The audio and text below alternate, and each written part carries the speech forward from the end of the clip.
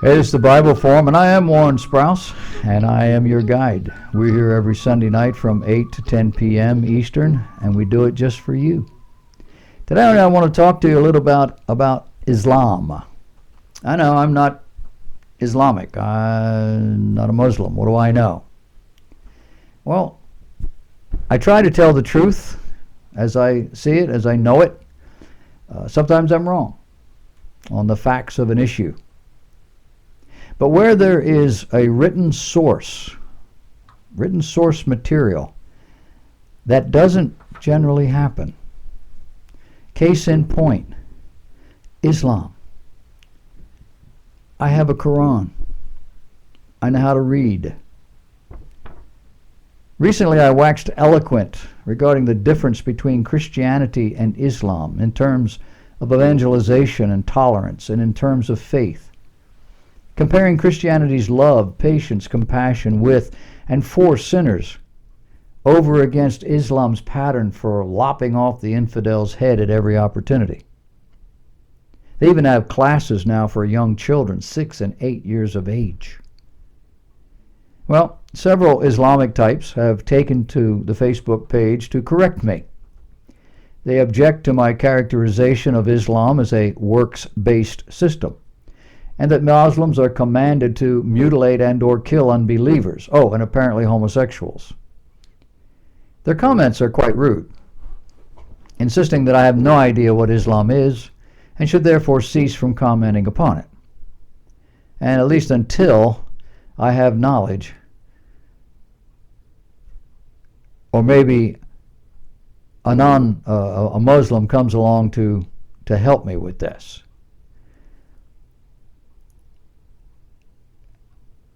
They know who I am because they are watching the program, they're reading the material, and they know that I was a pastor. And apparently they don't like my version. I suppose they're tickled to death with the ministers of the gospel, the pastors, the pastrixes, and all the people that are out there, and it's a small percentage, but they're out there who routinely misuse finance, sex, the Bible, ostensibly in spreading the good news of God through Christ. Apparently they're okay because they don't criticize Islam. But I'm bad. I don't know anything. You see, Muhammad did not order nor condone the killing of people who do not respect and or convert to Islam. That's what I'm told. So I dragged out my copy of the Quran and I started looking through it to see what I could find. It isn't that I was ignorant of what it held, because I have marked up pages in it. I've been there before. But my Quran is published by the Penguin Company, and the title page indicates that the Arabic text in this parallel edition is a facsimile. It's not nobody read something and made their own copy of it. They took pictures of what existed. Penned by the calligrapher Hamid al-Amidi, first printed in Istanbul in 1974 in accordance with decision number 212 of the Turkish government's Commission on the Verification of Quranic Texts. I think that's fairly self-explanatory. But when you read the Quran, it's not like reading the Bible. The Bible tells the stories of people and events. The Quran doesn't do that kind of thing. It doesn't lay out the teachings in any kind of a systematic way. It's just a compilation of stories, or what they call surahs, many of which just seem to ramble. When a Muslim quotes from the Quran, he's picking out the verses from the various surahs, the various chapters or stories, and stringing them together to make his point. The reality? The doctrines of Islam do not flow from the Quran, but from other writings, things written by Islamic scholars and leaders. Now, there are at least two basic versions of the Quran. One's longer than the other, has extra stuff, and they debate between them which is the real one. Keep in mind, the only testimony comes from Muhammad, a young man who heard voices in a cave telling him these stories. Stories he repeated to others that they might memorize them. And there became families that memorized sections, and they were responsible to keep that alive. When the time came to write them down, hundreds of years later, there was division. So we have two versions of the Quran. But here's the thing. Early on in Surah 5, a surah entitled The Table, there are several verses that counter what these men say. Let me read them to you. In chapter 1, verse 9, quote, God has promised those that have faith and do good works forgiveness and a rich reward. Now, one of the criticisms I received was when I said that Islam is not a faith. Islam is a works righteousness system. And the man writing told me I was just a cranky old man who didn't know anything. And he said some very unkind things.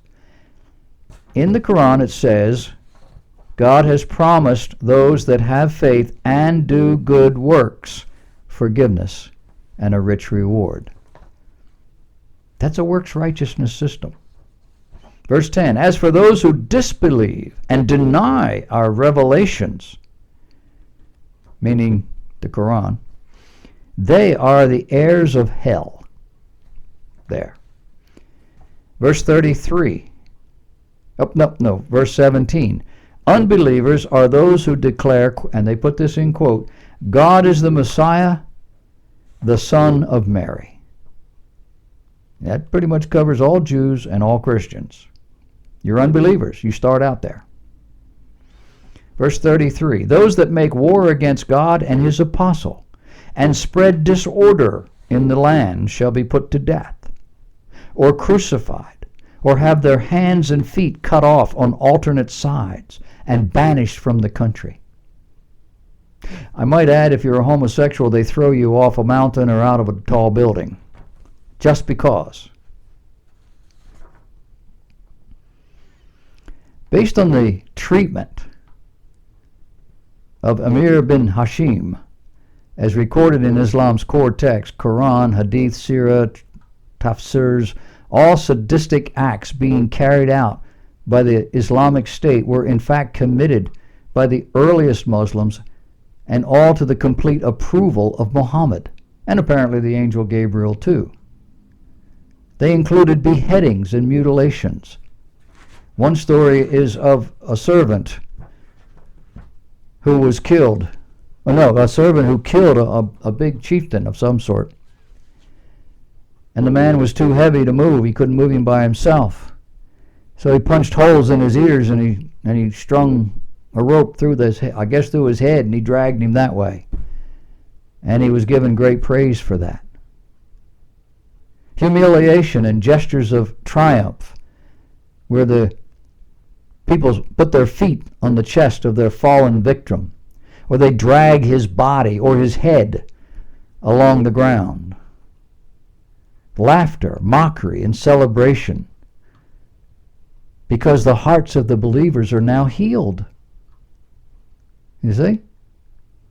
The logic here is that pious Muslims are so full of zeal for Allah's cause that the only way their inflamed hearts can be at rest is to see those who oppose Allah and his Prophet utterly crushed, humiliated, mutilated, decapitated. Then the hearts of the believers can be at ease and healed. Their words, not mine. Now, there must be a lot more than that. I don't have time to read the whole book. The point here is that Islam teaches that the Muslim is permitted to lie to an unbeliever. In fact, to forward or protect Islam, he is required to do so if it's necessary. Our Bible says you don't lie no matter what. The book is filled with instructions about getting along with unbelievers, especially the people of the book. And we're talking about Jews. Yet this is only initially to keep the peace until they get strong enough to take over, or secondly, to lull their enemies into a false peace. And those are not my words. They're the words of Islam. United States, we represent the Messiah, Son of Mary, and are therefore infidels of the highest order, deserving of whatever the religious Muslim cares to do. We believe God exists in three persons. To the Islamic, that's heresy of the highest order. Therefore, to make that point, we could have our heads lopped off, or our hands and feet cut off, or if we were homosexual, thrown out of the building, or out of the building or off the mountain. The all-wise, all-loving Allah hath decreed. They say, not me. Now, as an aside, I give these Muslims credit. They're paying attention. They're watching. Why would anybody look at my website? And here I've got maybe a dozen of these over the last several weeks. Would the Christians were that faithful to see this stuff and to make mention, not in an ugly way, but to try to help somebody understand? That zealous for their faith. One of the writers said, how can you call it works when a man would get up at 5 a.m. in the morning to pray? How is that not faith? Well, if I were to write back, I would say, because he has to. It isn't his choice. He is required to pray 5 times a day. How is that faith? Well, he's trusting that those no, he has to do it. You're just misunderstanding this whole concept of faith. How is a Christian bound for heaven? What is it that makes the sinner into a Christian? Well, because he does good work. No, there is nothing he can do. Jesus has done it all. He must simply rely on that. That's faith. And even in his life, daily, day to day, why does a Christian do good stuff? He does it because that's what's boiling up inside of him. He doesn't do it to gain favor with God. He does it because God lives in him. And it's what God would do. Entirely flipped over on its head. And they believe it. And the world is slowly coming around to where they say, well, there's really not that much difference between Christians and Muslims, and Jews for that matter. Except that Jews and Christians are on the hit list. I didn't say that. They did.